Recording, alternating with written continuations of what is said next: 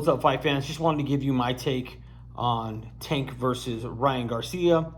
On kind of what I thought about the whole fight itself, the whole build-up, the aftermath. To me, this fight sort of went how I thought it was going to go. Tank is the more polished fighter. He's the more experienced fighter. He's a guy who's been on the bigger stage a lot more often than Ryan has, and so all of those things, play a part. And maybe some fight fans don't see that, don't understand that, but all those things kind of play a part, in big fight performances. I did feel like Ryan probably needed a couple more fights, maybe 2 or 3 more fights against high-level competition before I really honestly would have put him in with Tank. It's sort of how I felt with, Canelo and Mayweather. I felt like Canelo probably should have had a few more fights. I'm not saying he was ever going to beat Mayweather. He wasn't, but I just felt like there should have been a few fights for Ryan headed into this fight. Tank obviously landed the counter left hand, dropped Ryan in round 2. Ryan actually responded the way I thought he was going to respond, much how he did against Luke Campbell, and got up. He never really seemed to be hurt, continued to kind of stay in the fight and do what he was trying to do, I think. And then obviously got stopped with the body shot in the 7th. A lot of people, complain. A lot of people call, him, a pussy or whatever they want to say. But a lot of these people have never been hit with a body shot. I learned to box in Ron Lyle's gym. Did a lot of sparring. There were a lot of wars in the gym, and I can tell you firsthand that when you get hit with a good body shot, it hurts. It literally saps everything. You lose your legs. Your brain goes foggy. You lose basically control over your whole body, and it's hard to breathe. And you start to panic, and you start to oh shit. And so it's sometimes hard to recover from those kind of shots. So it was a really well placed shot. Tank torqued his whole body into it. Again, as a counter shot, as Ryan was kind of throwing that, looping right hand, and he caught him. Could Ryan have gotten up? I don't know. He obviously didn't, so it's neither here nor there. I was a little bit surprised that Ryan didn't get up, just because of everything that was on the line in this fight, right? This is a huge fight. The biggest fight of Ryan's career, the biggest fight of Tank's career. Like they said, whoever wins this fight is going to be the face of boxing. And to me, with all the things on the line, the big paydays, the sponsorships, the commercials, the TV shows, the interviews, all the stuff that comes with, being the face of boxing, that magnitude, I thought Ryan would maybe get up and maybe give a little more. But I just felt like he didn't think that whatever game plan he has was working. I don't think he felt like whatever he was going to do the rest of the fight was going to put him in position to win the fight. And all he was really going to do was take more punishment down the stretch. And I think that was just kind of like, okay, live to fight another day type thing. And again, that's the difference between a fighter like Tank, right? Tank grew up, in poverty in a hard area. He was fighting a lot as a kid. And guys that come from that background and have that inside of them are a little bit different in the ring than guys who maybe, I'm not saying grow up privileged, but more privileged, in a nicer area and are Instagram famous and all that kind of stuff. Guys like that are typically a little bit tougher than those type of dudes, and that's kind of what we saw in the fight. Is Ryan Garcia done? No. He said tonight he's going to move up to 140 pounds. I think there's some good fights for him there. Do I want to see him fight again? I mean, yeah. I think I was a little bit disappointed in the way the fight ended, and that he didn't get up and try and continue fighting. But again, I didn't get hit with the body shot, so I can't tell you exactly what it felt like to him and kind of what his whole thought process was in that moment. But it did slowly look like Tank was slowly, breaking him down, and he was probably going to take more punishment down the stretch and probably get stopped anyway. So, that was kind of like a good, okay, I'm done, collect my check, chalk it up to a loss, a learning experience, and move forward. Tank, obviously he could fight Stevenson, he could fight Haney. I think those are 2 great fights. for Tank. I hope to see him in the ring with one of those guys next. But undoubtedly, the face of boxing, the new king of boxing. People are gonna say it's Tyson Fury, still Canelo, all this stuff. It's Tank Davis, and rightfully so. He earned it. He did exactly what he said he was going to do, and he went out there and executed the game plan. He's a lot more crafty as a fighter. He has better defense. He has a higher boxing IQ, and he was able to remain more calm in there, and therefore do more of what he wanted to do.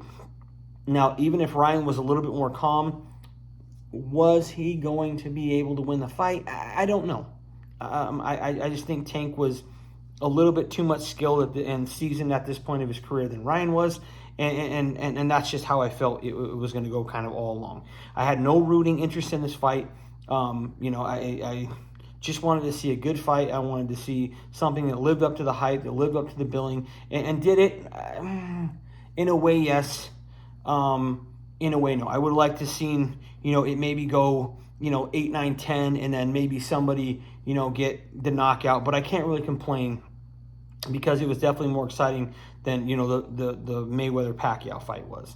I think one of the things that I'm most kind of shocked at and kind of left me kind of scratching my head was the corner work from Joe Goossen tonight. Listening to him talk in between rounds, there seemed to be no real adjustments. There didn't seem to be a plan B. And even what plan A was, I was really confused as to what even plan A was, because there were some rounds that Ryan was, walking forward and working behind the jab to try and get close and land a combination. There were some rounds he didn't do that.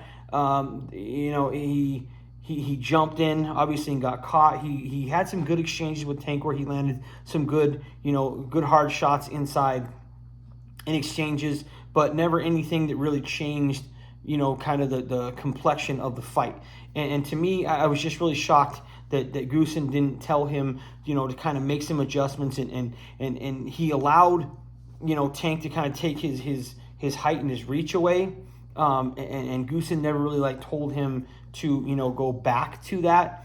And, Ryan, throws a great left hook, but he was throwing it over the top, and that's what guys who are shorter in the weight divisions, like, the Pacquiaos and the Tank Davises, and even Tyson in the heavyweight division, could crouch down so low that those taller guys would shoot shots over the top, right?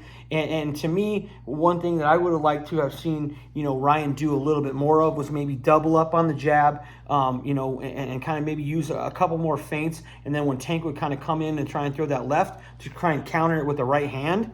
Or, to me, make an adjustment on that left hook. Instead of shooting that left hook just over the top, kind of do what, Donovan Ruddock used to do. He had that punch that he called the smash, which is like a hybrid of a hook and a uppercut. Joe Louis would throw something like that. Ray Robinson, where, instead of shooting it up here and instead of a straight uppercut, they would sort of throw it in the middle. So it would be like, bam, it'd be right here. Instead of here or here, it'd be here. Right? And that way you can kind of, when Tank's kind of leaning down and whatever, instead of shooting it over the top, you kind of feint him and then throw that kind of hybrid hook uppercut, and maybe you can catch him and maybe you can do some damage and maybe make that an effective punch. And I didn't see any kind of adjustment in the fight. And I was really surprised because Joe Goossen's typically a really good trainer, but I don't know how involved he really was in training Ryan for this fight. And it kind of showed in the corner. Very, very confusing what the game plan was. I didn't hear a lot of adjustments. I didn't hear, go to this, go to that, switch to plan B. He didn't even seem to let Ryan know that, hey, when you were, you're giving up your height, you're giving up your reach, you're losing in the exchanges. You may be walking him down, but you're being careless. I never heard those kind of things from him, and that's kind of what's needed in a fight like this. If you got a guy like Garcia who's, used to doing this and used to doing that, and those things aren't working, that's what you're there for. You're there to tell him, hey, man, this is not working, go to this. Or you had a little bit of success with that, let's do more of that. Or maybe try double up in this. Or maybe change, the angle in which you're throwing a shot. Or, try and bait him a little more with a feint and throw a counter right hand. I just never heard any of that. And so that was really, really confusing to me. I guess my last thoughts were, where the fuck was Oscar De La Hoya? He was in the ring before the fight. I didn't see him in the ring after. I didn't see De La Hoya or Goosen at the post-fight press conference sitting with Ryan. It was more like his dad and Eric Gomez. I don't know what happened. The whole thing was very, very strange for me. It was very odd. The whole Ryan's game plan, execution of what game plan they had. Goosen in the corner was very odd. Oscar kind of ducking out and disappearing. Oscar and Goosen not there afterwards. The whole thing just felt very strange. Just to me it did. Maybe to you it didn't, but to me it did. And then obviously congratulations to Tank Davis. He was, Calvin Ford, great game plan, great trainer. I think highly underrated. How is he going to work with other guys? I don't know, but at least for Tank, he's the right guy, and they're on a trajectory like this. So congratulations to Tank. I'm extremely happy that we got to see this fight. I mean, I think that's the last thing I'll say is that Garcia and Tank gave us the fight that, Crawford and Spence haven't, that Fury and Usyk haven't, that Canelo and Benavidez haven't. They're giving us. They gave us a big fight, and I hope that this trend continues. And so I have respect for both guys for actually making the fight happen, for stepping in the ring, and at least entertaining us for 7 rounds. It wasn't a dull fight. It had its moments where it was kind of dull, but there were some good exchanges.